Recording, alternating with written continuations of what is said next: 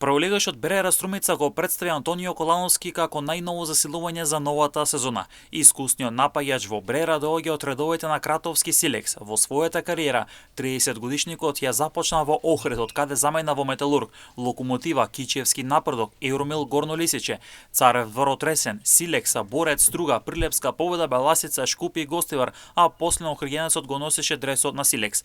Во последната сезона во дресот на Силекс Калано се одигра 31 надпр, а при тоа на 9 погодоци. Честа е голема да се облече дресот на Бреера и се надевам дека наредната надпреварувачка сезона ќе биде успешна како за мене, така и за целиот тим и клуб, рече Калановски по промоцијата во новиот клуб.